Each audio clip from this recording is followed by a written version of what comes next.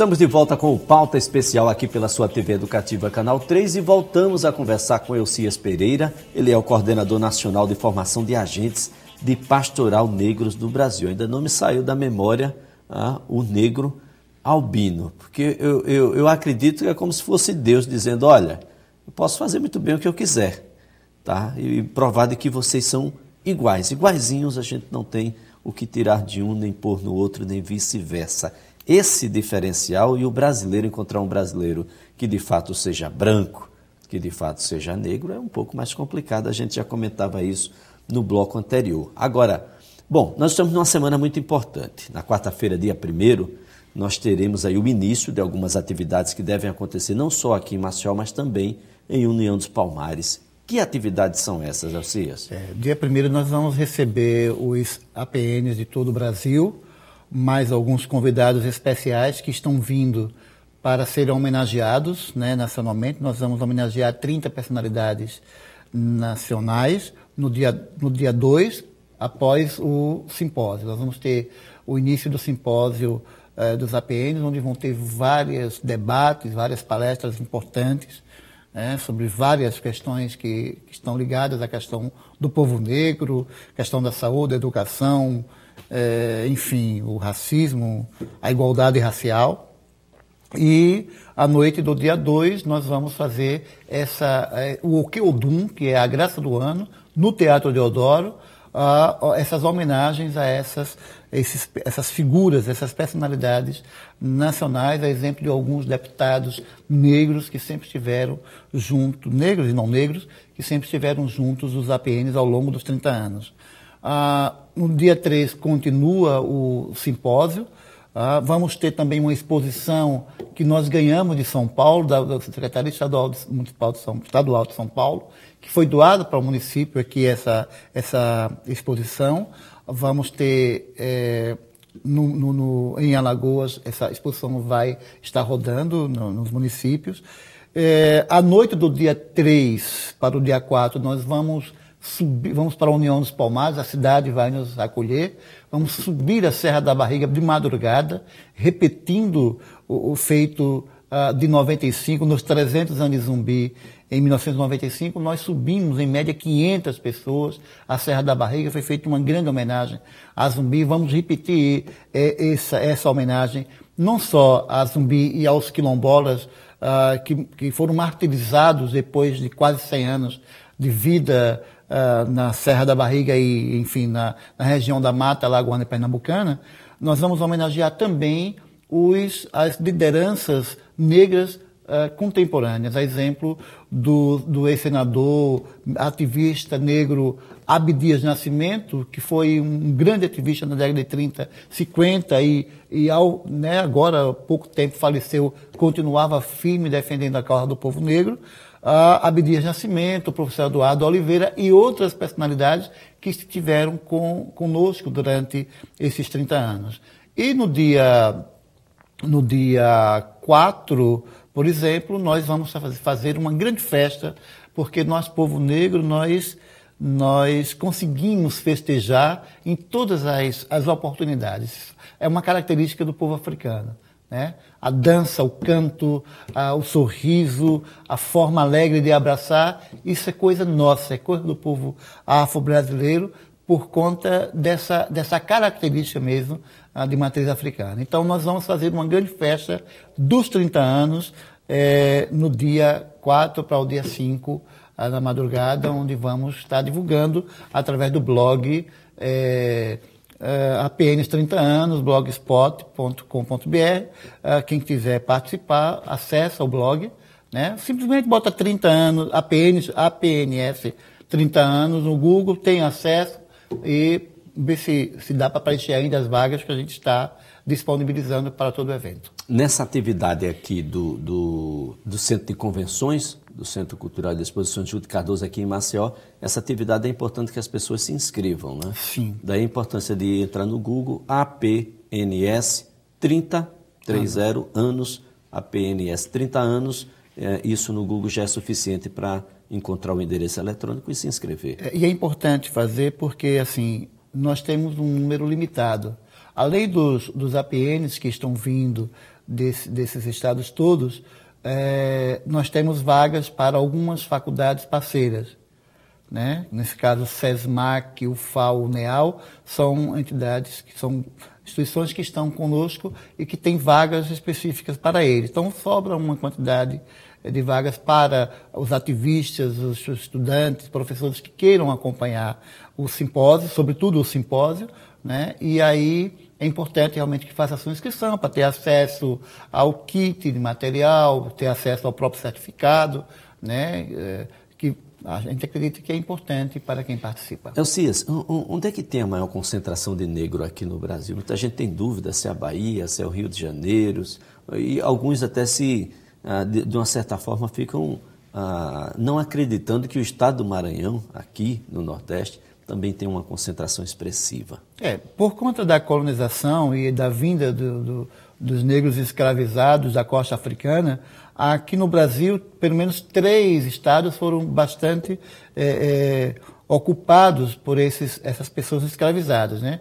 Então, Pernambuco, né, e Alagoas fazia parte de Pernambuco, recebeu uma boa quantidade de negros para os canaviais. Maranhão também recebeu muitos negros. A Bahia, inclusive, proporcionalmente é o estado com maior densidade de descendentes africanos. E o Rio de Janeiro, né? Então, assim, estrategicamente, quem colonizou trouxe grupos, vamos dizer, uma família banta. Os bantos vieram mais para aqui, para o Nordeste, né? Mas, por exemplo, o cara invadiu lá a Guiné-Bissau ou Moçambique. Então ele pegou uma família, ele dividiu essa família que falava a mesma língua em estados diferentes. Porque até isso os caras pensavam, né? Separar os que falam a mesma língua para que não haja organização e revolta, né? Então, além de engordar, porque eles preparavam várias artimanhas, incentivavam a guerra entre tribos, para que o ganhador pudesse ter o poder de vender o perdedor. Esse perdedor, porque na África existiam guerras de escravidão, mas era doméstica. E com o tempo o próprio escravo se pagava, até se casava e virava uma nova família. Mas a escravidão que veio para aqui era para o resto da vida. O cara vinha para cá na condição de moeda, porque ele tinha um preço e ele era negociado, e aqui tinha que viver de sol a sol, tendo uma alimentação à base de milho por dia. A história do negro no Brasil é uma história que ainda precisa ser contada pelo próprio negro, né? Diz os bons professores de história afirmam que a história é sempre contada por quem vence. O negro não foi ainda o vencedor dessa batalha, dessa guerra. Venceu algumas batalhas, mas tem muitas outras ainda por se suplantar. O dia 3 de maio, o que é que acontece com ele? É um dia místico? A comunidade negra tem gente que discorda desse dia, tem gente que concorda ainda. Por que essa discussão ainda com o 13 de maio? Eu acredito que foi exatamente... Na época não tinha as redes sociais da vida, né? Então, em alguns lugares do país, a escravidão, na verdade, já não existia, né? Já tinha toda uma política de trabalho que a escravidão já não tinha mais como existir, né? Até porque tinha preços, tinha toda essa defasagem. Porém, existia uma pressão da Inglaterra para trazer as máquinas para cá.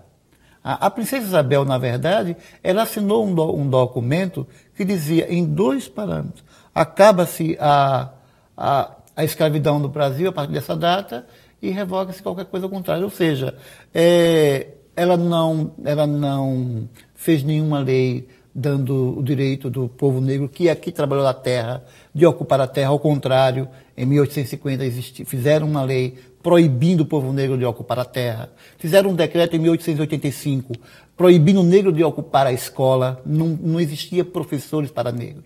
Então, as crianças na lei do ventre livre passaram a ser as primeiras meninas de rua, porque não tinha nenhuma política de acompanhamento. A lei do sexagenário fez com que os homens e mulheres, a partir de 60 anos, se chegassem lá, fossem ser mendigos. Imagina a expectativa de vida daquela época para se chegar a 60 anos. Nas condições em que colocavam à disposição dos negros era quase uma impossibilidade. Claro, estudos comprovam que a vida útil de um escravo era 35 anos. Então, o cara trabalhava dessas condições, né, e ainda tinha que ter, cada vez que ele envelhecia, ele valia menos. Então, quando a Lei Áurea aconteceu, o povo negro que não tinha, por exemplo, um lugar para ficar, foi morar, foi construir favelas, foi para as esquinas para poder se alimentar, foi para a prostituição. Isso foi tudo uma coisa que exterminou, no sentido amplo, continuou exterminando a cultura, a dignidade do nosso povo. A princípio, já na África, eles faziam a engorda, tinham as casas de engorda, então o escravo ele iria passar um tempo ali se alimentando para engordar, para aguentar a travessia no navio tumbeiro, né? E chegando aqui, ele já era vendido, mesmo mais magro, passavam azeite de dentro no corpo, pimenta nos lábios, para poder dar mostrar que está robusto, para poder vender por um preço mais, ou por algumas sacas a mais de açúcar ou de pimenta. Teve casos de um jovem de 15, 18 anos ser vendido por algumas sacas de açúcar, 2 sacos de pimenta. Então era uma moeda. Então o que os portugueses, os europeus fizeram com o nosso povo negro foi exatamente essa chaga que até hoje persiste.